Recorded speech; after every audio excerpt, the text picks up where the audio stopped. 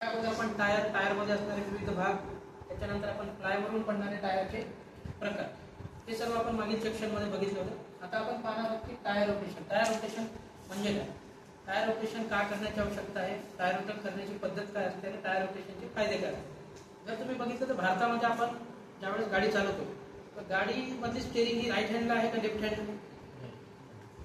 Right hand, बरोबर. आपण स्टेअरिंगवर जेव्हा बसतो तर गाडीची स्टेअरिंग ही राईट हँड साईडला राहते. पण गाडी चालवताना आपण उजव्या हाताने चालतो का डाव्या हाताने चालतो? डाव्या हाताने चालतो. हे सर्वांना माहिती आहे. भारतातली जी रूल्स आहे, आपण नेहमी गाडीची जी ड्रायव्हिंग आहे आपण कोणत्या साईडने करतो? लेफ्ट साईड, बरोबर आहे. ओव्हरटेक करताना आपण त्याच्या राईट साईडने ओव्हरटेक करतो. आता लेफ्ट साईडने ज्यावेळेस आपण गाडी नेहमी चालवतो, तुम्ही बघितलं असाल की भारतातले जे रोड आहेत ते भारताचे रोड साईडनं असे निमुळते आहेत, म्हणजे खाली गेले आहेत. सेंटरला उंच आहे आणि साईडला ते असे होतात. पाहिलं ना, रोड एकदम असा स्ट्रेट राहत नाही भारताचा. भारतातले, महाराष्ट्रातले तिथले रोड आहेत, रोड बघितलं तर रोडचे लेफ्ट साईडला जे आपण गाडी चालवतो, म्हणजे लेफ्ट साईडचे जे टायर असतात ते टायर नेहमी खालच्या बाजूने असतात आणि राईट साईडचे टायर नेहमी वरच्या बाजूने चालतात. तुम्ही लक्षात ठेवा, गाडी चालवतात बघा, आपला रोड खालच्या साईडला निमुळत आहे, एकदम असा प्लेन राहत नाही. खालच्या साईडला आपण फुटिंग टाकतो, रोडच्या साईड जेव्हा सबते आजकाल सिमेंटचे रोड तयार होतात, आपल्याला वाटतं की रोड पूर्ण कम्प्लीट झाला, पण त्या रोडच्या खाली तो रोड 1 फूट उंच आहे. बघितलं तर साईडने 1 फूट उंच राहते. जर लोक त्याच्या साईडला काय टाकतात, मग माती टाकतात, बरोबर आहे, गाडी त्या रोडच्या खाली. मग तो रोड काय होते, असं त्या साईडला निमुळता होते, म्हणजे खालच्या साईडला. आणि गाडी जेव्हा आपण चालवतो तर चालताना काय होते, लेफ्ट साईडच्या टायरची काय होते, जास्तीत जास्त प्रमाणामध्ये झीज होते. सारखा आपण एकाच साईडने गाडी चालवतो लेफ्ट साईड, जेव्हाही टायर लेफ्ट साईडला गेला तर खालचे राईट साईडपेक्षा लेफ्ट साईडच्या टायरची काय होते, जास्त प्रमाणामध्ये झीज होते, टायर जास्त घासल्या जातात.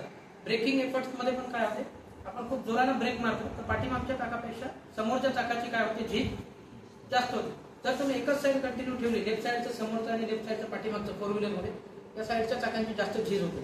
आणि ही झीज सारख्या प्रमाणात जर आपल्याला करायची असेल तर आपल्याला गाडीचं काय करावं लागतं, टायर रोटेशन करणं आवश्यक आहे.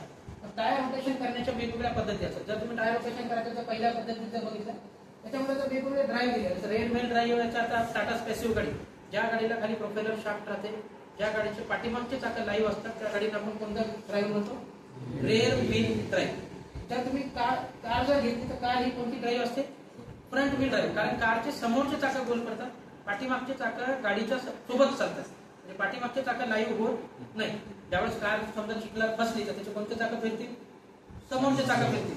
जर समजा टाटा स्पेसिओ किंवा सुमो जसे एसयूव्ही गाड्या जर फसल्या तर त्याचे कोणते चाकं फिरतात, पाठीमागचे चाकं गोल फिरतात. आता बघितलं असं फॉरेस्ट ऑफिस वाले जे गाड्या असतात किंवा मिलिटरी सेक्शन मध्ये जे गाड्या वापरतात त्या गाड्या काय होतात, 4 व्हील ड्राईव्ह असतात, म्हणजे त्याचे समोरचे चाकही लाईव्ह असतात आणि त्याचे पाठीमागचेही चाकं लाईव्ह असतात. त्याच्यामुळे जे फॉरेस्ट ऑफिस किंवा मिलिटरी सेक्शन किंवा डिफेन्स मध्ये जे गाड्या वापरतो तो 4 व्हील ड्राईव्ह राहतात. आता आपण बघितलं असेल की आपण फक्त 4 चाकांचं रोटेशन करायचं. किती चाकांचं? 4. म्हणजे आपण याच्यामध्ये स्टेपनीचा विचार करत नाही. गाडीला जे 4 चाक आहे, समोरचे 2 आणि पाठीमागचे. आता जर तुम्ही समोरचे 2 आणि पाठीमागचे 2 ची जर पद्धत बघितली तर पहिल्या सेक्शन मध्ये काय केलंय, पाठीमागचे दोन्ही चाकं उचलून कुठे लावले, समोरला. ती जी क्रॉस दिसते, पहिली डायग्राम पण लक्ष द्या. जर ते क्रॉस केलं, पाठीमागचे दोन्ही चाकं काय करायचे, समोर लावायचे आणि समोरचे दोन्ही चाकं क्रॉस मध्ये पाठीमागे लावायचे. जर तुम्ही ही फिगर बघितली, या फिगर मध्ये तुम्हाला स्पष्ट झालं, ॲरो दाखवलाय, पाठीमागचं चाक समोर लावायचं, तेही चाक समोर लावायचं दोन्ही, आणि ते समोरचे जे दोन्ही चाक आहे ते पाहिजे. इकडचं राईट साईडचं चाक लेफ्ट साईडला लावायचं, इकडचं लेफ्ट साईडचं चाक राईट साईडला. म्हणजे ही एक पद्धत झाली रोटेशन करण्याची. ती रोटेशन कसं करायचं, जर तुम्ही दुसऱ्या फिगर मध्ये बघितलं तर दोन्ही चाक एक दुसऱ्याला क्रॉस केले, ते चाक इकडे लावा आणि हे चाक तिकडं, इकडचं इकडे किंवा इकडचं तिकडं. म्हणजे हे वेगवेगळ्या पद्धती आहेत. जर तुम्ही तिसऱ्या पद्धतीचं बघितलं, 4 टायर रोटेशन मध्ये, पाठीमागचे दोन्ही चाकं समोर लावायचे, समोरचे दोन्ही चाकं पाठीमागे लावायचे.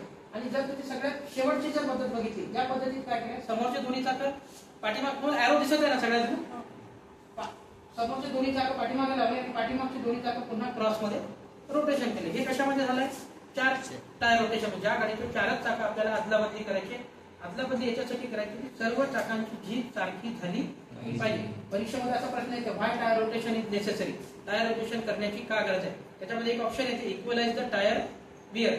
सर्व चाकांची सारखी झीज होण्यासाठी आपल्याला काय करणं आवश्यक आहे, टायर रोटेशन करणं आवश्यक आहे. आता जर आपण या फिगर मध्ये बघितलं, टायर रोटेशन युटिलाइज टूल्स आहे, स्पेअर आहे, त्याचे 5ही चाकं, म्हणजे जर स्टेपनी पण वापरायचे तर स्टेपनी, कधी कधी लोक काय करतात, 4ही चाकं चालवतात, स्टेपनी गाडीतून बाहेर काढत नाही, विकत घेतात, एक स्टेपनी आणि एक दुसरा टायर घेतो म्हणजे चालवता येईल. पण जर समजा पाचही चाकाचं रोटेशन करायचं तर या पद्धतीत तुम्ही बघा, समोरचे दोन्ही चाक एक दुसऱ्यासोबत चेंज झाले एरो मध्ये.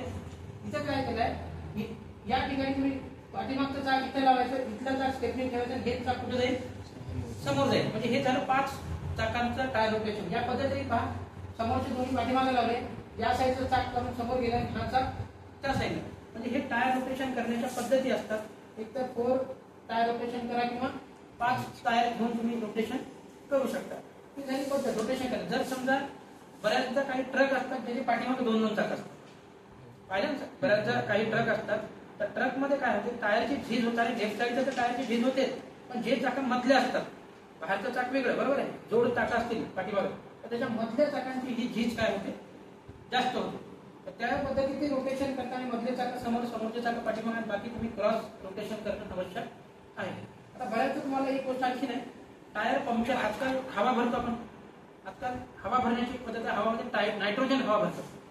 सायकल, 2 व्हीलर, 4 व्हीलर गाड्या, आजकाल लोक ऑक्सिजन म्हणजे काय, आपली जी वातावरणात हवा आहे ती कॉम्प्रेसर मध्ये पंपिंग करायची, कॉम्प्रेसरच्या सहाय्याने आपण काय करतो, हवा भरतो, बरोबर आहे. पण आजकाल नायट्रोजनची हवा निघाली. नायट्रोजनची हवा बाहेरच्या ऑक्सिजनच्या हवेपेक्षा हलकी असते, वजन. आता बऱ्याच आपण नायट्रोजनची हवा वापरायची काय, याचे कारण आहे नायट्रोजनची हवा का वापरतात, एकतर ती वजनाने हलकी आहे, आणि काय होते, जर गाडीचं वजन कमी राहिलं तर गाडीचं वजन कमी झालं तर गाडीची अवरेज देण्याची शक्ती काय होते, जास्त राहते. आता ऑक्सिजन का वापरत नाही, ऑक्सिजन का वापरत, कारण टायर मध्ये जे टायर आणि ट्यूब तयार झाले त्याच्यामध्ये सल्फर नावाचा पदार्थ वापरतात. कार्बन आणि सल्फर. सल्फर तुम्ही बघितलं असेल, जे स्फोटक तयार होतात, जे फटाके तयार होतात, त्याच्यात काय वापरतात, सल्फर वापरतात आवाजासाठी. हे सल्फर काय होते, आपण जेव्हा ऑक्सिजन वाली हवा भरतो तर ऑक्सिजन आणि सल्फरचं काय होते माहिती का, ऑक्सिडेशन होते. बऱ्याचदा तुम्ही बघितलं तर टायर पुन्हा पांढरी पांढरी भुरटी निघते बाहेर, भस्म, जी भुरटी म्हणतो ना आपण, पांढरावाला, ते का निघते, त्याच्यामध्ये त्या टायरची जी रबर आहे आणि जी ट्यूब तयार झाली आहे ती सल्फर मटेरियलच्या याच्यात निघते. मग ते सल्फर आणि ऑक्सिजन याच्यामुळे काय होते, ऑक्सिडेशन होते, आणि टायर मध्ये काय तयार होते, मग ती पांढरी भुरकट काय तयार होते, भस्म तयार होते. आणि ते तयार झालं तर काय होईल माहिती काय, ते टायरला घासते मध्ये.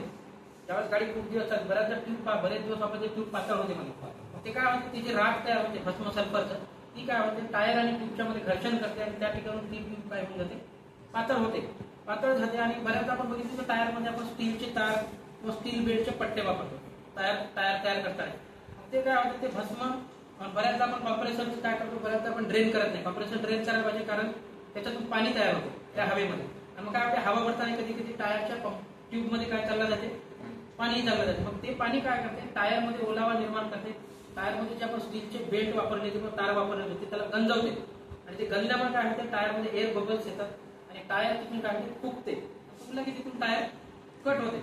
या सर्व कारणामुळे आजकाल आपण जी हवा भरण्याची जी पद्धत आहे त्या पद्धतीमध्ये आपण काय करतो, की ऑक्सिजन न भरण्यापेक्षा वातावरणातील कॉम्प्रेसरचे झाले आपण काय करतो, नायट्रोजनची हवा भरतो, शुद्ध नायट्रोजन भरतो. नायट्रोजन वजनाला हलकं आहे आणि त्याच्यामुळे हे प्रॉब्लेम येत नाही. नायट्रोजनची हवा वापरल्यामुळे सल्फर सोबत ऑक्सिडेशन होणार नाही, कारण ऑक्सिजन सोबत करते ते. त्याच्यामुळे काय होईल, टायर मध्ये तुमची राख तयार होणार नाही सल्फरवाली. आणि दुसरं, आपण डायरेक्ट नायट्रोजन फिल्टर मार्फत वापरतो, त्याच्यामुळे टायर मध्ये ओलावा किंवा ऑक्सिजन टायर मध्ये हवा भरताना पाणी जात नाही, त्याच्यामुळे टायर गंज